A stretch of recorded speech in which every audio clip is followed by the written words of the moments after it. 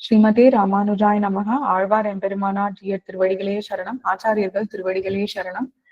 நம்ம பரிவதல் ஈசன் பதிகம் பார்த்துட்டு இருக்கோம். பதவுரை திவ்யார்த்த தீபிகையிலிருந்து சுவாமி டி அனங்கராச்சார் சுவாமி எழுதினது. இப்போ முதல் 2 பாசுரம் பார்த்தாச்சு. ஈடும் எடுப்புமில் ஈசன் மாடு விடாது என் மனனே, பாடும் என்ன அவன் பாடல் ஆடும் எனங்கம் அணங்கே. என் மனன் எனது மனமானது ஈடும் எடுப்புமில் குத்தம் பார்த்து தள்ளி விடுதலும் குணம் பார்த்து கை கொள்ளுதலும் இல்லாத ஈசன் சர்வேஸ்வரனுடைய மாடு சமீபத்தை விடுகிறதில்லை. எனது நாவானது அந்த சர்வேஸ்வரன் விஷயமான அவன்றது அவன் மட்டும் இல்ல, சர்வேஸ்வரன் விஷயமான பாடல் துதிகளை பாடுகின்றது. என் அங்கம் எனது உடம்பு அணங்கு ஆடும் தெய்வாவேஷம் கொண்டது போல் ஆடுகின்றது அப்படின்னு சாதிக்கிறார். எம்பெருமான் விஷயத்துல அப்படி ஆடுறது அப்படின்னு சாதிக்கிறார். அதே மாதிரி ஈடும் எடுப்பும் ஈசன் நீங்க பாக்குறோம் இல்லையா, எம்பெருமான் குணங்கள் ஒன்னொன்னா சொல்லி இருக்கார் ஆழ்வார். இதுல குற்றம் பார்த்து தள்ளி விடுவதும் குணம் பார்த்து கை கொள்ளுதலும் இல்லாத ஈஸ்வரன் அப்படின்னு சாதிக்கிறார் ரொம்ப அழகா. இதுதான் எம்பெருமானுக்கும் மத்தவாளுக்கும் இருக்கிற ஏத்தம் அப்படின்னு. எம்பெருமான் விஷயத்தில் அடிமை செய்கைக்கு அதிகாரி நியதி இல்லை என்று காட்டப்பட்டது. ஃபர்ஸ்ட் பாசுரத்துல பார்த்தோம் நம்ம. பரிவதில் ஈசன்ல திரவிய நியதி இல்லை. அடுத்த கீழ்பாட்டுல அதிகாரி நியதி இல்லை அப்படின்னு காமிச்சிருக்கோம்னு சொன்னார் இல்லையா. அந்த மாதிரி அது எதனால் என்று அடிமை செய்கையில் விருப்பமுடையவர்களை ஜாதி குணம் தொழில் முதலியவற்றால் நிகீனரென்று கைவிடும் ஸ்வபாவம் எம்பெருமானுக்கு இல்லாமையாலே என்கிறது இப்பாட்டில். இதெல்லாம் பார்த்து ஜாதி குணம் தொழில் இந்த மாதிரி எல்லாம் டிஃபரன்ஷியேட் பண்ணி நீ நீச்சன் நீ நிகீரன் அப்படின்றது எம்பெருமான் இடத்துல இல்ல அப்படின்னு சாதிக்கிறார் இந்த பாட்டுல. எம்பெருமானோட ஒரு பெரிய குணம் இல்லையா, ஈடும் எடுப்பும் ஈசன் அப்படின்னு சாதிக்கிறார். அடுத்தது அணங்கென ஆடும் என் அங்கம் வணங்கி வழிபடும் ஈசன் விணங்கி அமரர் பிதட்டும் குணங்கெழு கொள்கையினானே. அழகான பாசுரம். அணங்கென ஆடும் தெய்வாவேஷம் கொண்டாற் போலே ஆடுகின்ற என் அங்கம் எனது சரீரம் வணங்கி வழிபடும் சேவித்து ஆராதிக்கும்படி நின்ற யாருக்கு? ஈசன் எம்பெருமான். எப்படிப்பட்டவன் என்றால் அமரர் நித்தியசூரிகள் பிணங்கி பரஸ்பர விவாதம் செய்து, ஏன்னா எம்பெருமானோட பரஸ்பரமா பேசிட்டு இருக்க முடியும், பரஸ்பரமா எதை வேணா பண்ண முடியும் அவளால் இல்லையா. பிணங்கினா பரஸ்பர விவாதம் செய்து இதற்றும்படியாயுள்ள குணங்கெழு என்ன பல குணங்கள் பொருந்திய கல்யாண குணங்கள் பொருந்திய கொள்கையினான் கோட்பாட்டை உடையவன் யாரு? நம்ம எம்பெருமான். என்ன சொல்றா? இப்பாட்டுக்கு 2 வகையாக அன்வயகரம் உண்டு அப்படின்னு சாதிக்கிறா.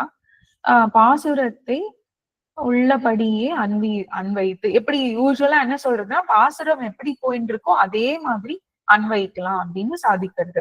பொருள் கொள்வது ஒன்று. என்னன்னா பிணங்கி அமரர் பிதற்றும் குணங்கெழு கொள்கையினான ஈசன் அணங்கென ஆடும் எண்ணங்கம் வணங்கி வழிபடும் என்று கொள்வதும் ஒன்று. இப்பொருளினால் ஈசன் என்றது 2ஆம் வேற்றுமை தொகை அப்படின்னு. இதோட என்ன டீட்டெயில்ன்றத நம்ம ஒரு இதுல தனியா பார்க்கலாம். என்ன 2 விதமான அர்த்தம் சாதிச்சிருக்காரு அப்படின்னு அது தனியா பார்க்கலாம். நம்ம எம்பெருமான் மொத்தத்துல இதுல என்ன சொல்றார்? எம்பெருமான் என்ன ஆட்டம் ஆடின்னு இருந்தாலும் சரீரம் எம்பெருமான பார்த்த உடனே அவனுக்கு அடிபட்டு இருக்கோமா? எப்படி இருக்கும் அடிபட்டு? அமரர்களும் அந்த நித்தியசூரிகளும் பிணங்கி பிதற்றும். ஏன் பிணங்கி பிதற்றின்னு இருக்கா? அவ பரஸ்பரம் எம்பெருமானோட தான் இருக்கா. பிதத்தின்னு இருக்கா, ஒரு குணம் பாடுறா இன்னொரு குணம் பாடுறா. ஏன்னா பாடி போறவே போறாது, எம்பெருமான் குணங்களை பாடுறதுக்கு போறவே போறாது, அவ்வளோ குணங்கள் இருக்கு அவன்கிட்ட அப்படின்னு சாதிக்கிற. அடுத்தது என்ன? கொள்கை கொளாமை இலாதான் எள்கள் இராகம் இலாதான் விள்கை விள்ளாமை விரும்பி உள் கலந்தார்க்கு ஓரமுதே. ரொம்ப அழகான பாசுரம். கொள்கை குணம் பார்த்து கொள்ளுதலும், இதுதான் மேல பார்த்தோம். கொளாமை குணம் இல்லாமை பார்த்து தள்ளுதலும், இலாதான் இல்லாதவனாய் எண்கள் கைவிடுகைக்கு அடியான மன நெகிழ்ச்சியும், கைவிடுகைக்கு அடியான மன நெகிழ்ச்சியும், இராகம் கை கொள்ளுதற்கு அடியான ஆசையும். விட்டு போனா நம்மளுக்கு மனசு சோகமா இருக்கு, கூடவே இருந்தா ரொம்ப பூர்த்தியா இருக்கு இல்லையா, அததான் சாதிக்கிற. இல்லாதான் இது ரெண்டுமே இல்ல. இல்லாதவனாய் விள்கை வேறு பிரயோஜனங்களை கொண்டு விலகி போவதையும், விள்ளாமை தன்னையே விரும்பி விடாதிருப்பதையும் விரும்பி அதுதான் எம்பெருமான். இதுல பார்த்தோம் இல்லையா நம்ம எளிய விளக்குறையில, என்ன எம்பெருமான், என்ன நியத்தி, இது இல்ல நியத்தி இல்ல, திரவிய நியத்தி இல்ல, அடியார்களோட இந்த அடியார் நியத்தி இல்ல, இவாதான் வரணும் அவ வரக்கூடாதுன்றது கிடையாது, அதிகாரி நியத்தி இல்லைன்னு பார்த்தோம் இல்லையா. என்ன நியத்தி அப்போ அப்படின்னா, வேறு பிரயோஜனம் கொண்டு விலகி போகாமல் எம்பெருமானே தான் பிரயோஜனம், அவன்தான் உபாயம், அவன்தான் உபேயம்ன்றது எதிர்பார்க்கிறான் எம்பெருமான். உள் கலந்தார்க்கு விண்டு போகாமல் தள்ளி போகாமல் தன்னில் கலந்தவர்க்கு ஓர் அமுது ஒப்பற்ற அமுதமாய் இருக்கிறான். நமக்கு அனன்ய போகியத்துவம் என்பதாக ஒரு ஸ்வரூபம் உண்டு. அதாவது எம்பெருமானை தவிர்ந்து மற்ற அற்ப பலன்களை விரும்பாமல் அவனையே பரம போகிய வஸ்துவாக கொண்டு அவனையே ஆசைப்படுவதாம். இப்படிப்பட்ட அதிகாரிகள் விஷயத்திலே அவன் அமுதமாகவே இருப்பன் என்கிறது. தன்னை வந்து பணிகின்ற அதிகாரிகளை தான் பரீட்சித்து பார்ப்பன்.